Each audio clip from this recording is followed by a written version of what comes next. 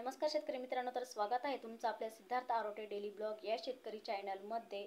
तर खरीप पीक विमा 2024 75% पीक विम्याचं वाटप हेक्टरी मिळणार 18,000 रुपये। तर काय आहे सविस्तर अपडेट जाणून घेऊया आजच्या व्हिडिओच्या माध्यमातून।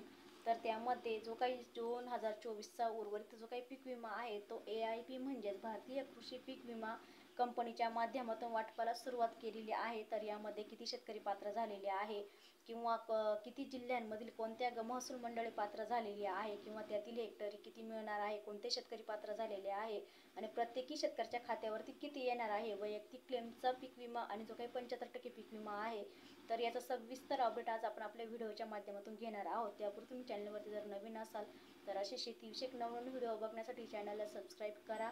व्हिडिओ कुठे स्क्रिप्ट करू नका, जेणेकरून तुम्ही पीक विम्यापासून का वंचित आहे याची सविस्तर अपडेट तुम्हाला फक्त 3 मिनिटांमध्ये कळणार आहे। तर शेतकरी मित्रांनो, हे धाराशिव जिल्ह्यातील आणि त्या व्यतिरिक्त EIC म्हणजेच भारतीय कृषी पीक विमा कंपनीने ज्या ज्या जिल्ह्यात कार्यरत आहे त्या जिल्ह्याचे वाटप केले जाणार आहे। तर एकंदरीतपणे धाराशिव जिल्ह्यामधील 284 कोटी रुपयांचा जो काही पीक विमा आहे हा मंजूर करण्यात आलेला आहे आणि त्याच पार्श्वभूमीवरती आता धाराशिव जिल्ह्यातील जिल्हा अधिकारी यांच्या मार्फत गेल्या वर्षीचा म्हणजे 2024चा जो काही खरीप हंगामातील पीक विमा आहे तर 25% जो काही अग्रिमची अधिसूचना निर्गमित करण्यात आलेली होती आणि त्याचनुसार धाराशिव जिल्ह्यामध्ये 25% अग्रिमचा आणि 75% अग्रिमचा जो काही पीक विमा आहे तो पीक विमा कंपनीच्या प्रयोगाअंतर्गत जे काही नुकसान झालेलं होतं त्याचबरोबर जिल्हा अधिकाऱ्याची अंतिम आणेवारी।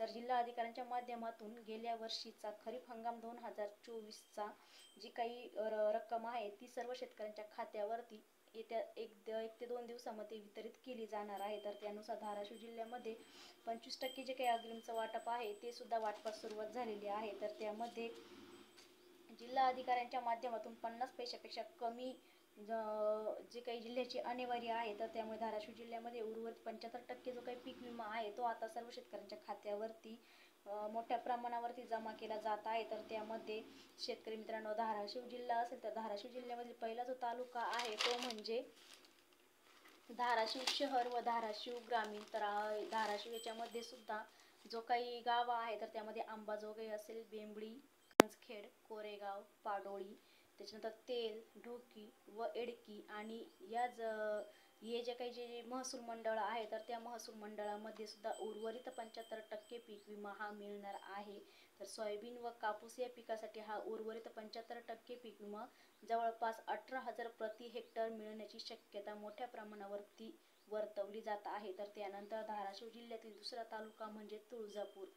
तर तुळजापूरमध्ये सुद्धा सावरगाव, मंगरूळ, अरणी, बुद्रुक, त्याच्यानंतर सलगरादी, इडगळ, तामसवाडी यांना 75% जे काही पीक विम्याचं वाटप आहे ते लवकरच त्यांच्या खात्यावरती केलं जाणार आहे। त्याचबरोबर पुढचा जो जिल्हा आहे तो म्हणजे तालुका। तर उमरगा तालुक्यामध्ये सुद्धा डाळिंब, मळसूर, मुळद, बडक, मुरुम व लाहोरा हे काही जे महसूल मंडळ आहे तर त्या महसूल मंडळातील शेतकऱ्यांना सुद्धा गेल्या वर्षीचा जो काही 2024चा पीक विमा आहे तर तो पीक विमा मिळण्याचा मार्ग हा मोकळा झालेला आहे। त्याचबरोबर या शेतकऱ्यांना सुद्धा आता हा 75% जो काही पीक विमा आहे तो त्यांच्या खात्यावरती वितरित केला जाणार आहे। त्यानंतर लाहोरा तालुक्यात सुद्धा लाहोरी, माळणी, देऊळगाव, धानोटी हे काही महसूल मंडळ आहे। तर या महसूल मंडळामध्ये सुद्धा हा उर्वरित जो काही 75% पीक विमा आहे तो पीक विमा या जिल्हा अधिकाऱ्यांच्या माध्यमातून हा वितरित केला जाणार आहे। त्याचबरोबर कळंब असेल तर कळंब तालुक्यामधील परंडा, अनाळा, त्याचबरोबर शेरगाव व सोनारी या महसूल मंडळामध्ये हा वितरित केला जाणार आहे। त्याचबरोबर परंडा तालुक्यामध्ये सुद्धा अनाळा, शेवगाव व सानोरी या महसूल मंडळामध्ये हा वितरित केला जाणार आहे। त्याचबरोबर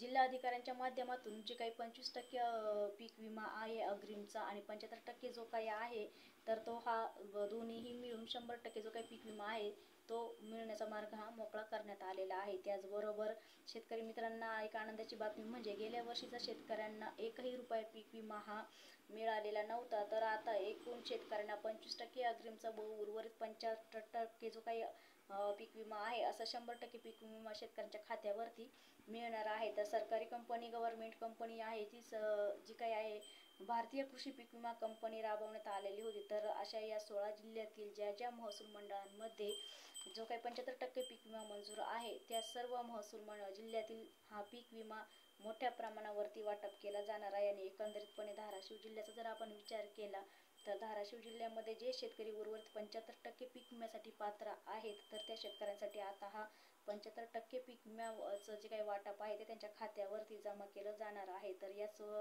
धाराशिव जिल्ह्यासाठी 284 कोटी रुपयाचं जे काही पीक विमा कंपनीच्या माध्यमातून मंजुरी देण्यात आलेली होती, तर ती आता याच जिल्ह्यांमध्ये म्हणजेच जो काही आपला जानेवारी अखेरपर्यंत म्हणजेच जवळपास 25% ते 25 ते 30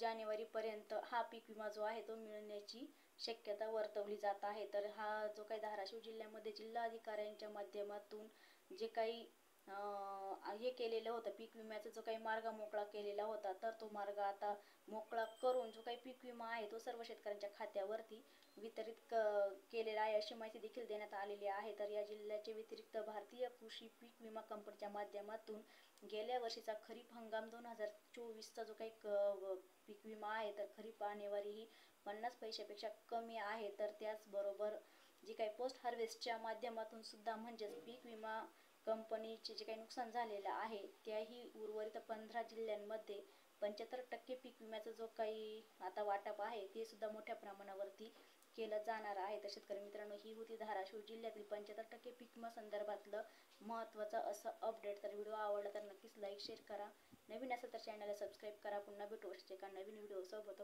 सर्वांना धन्यवाद.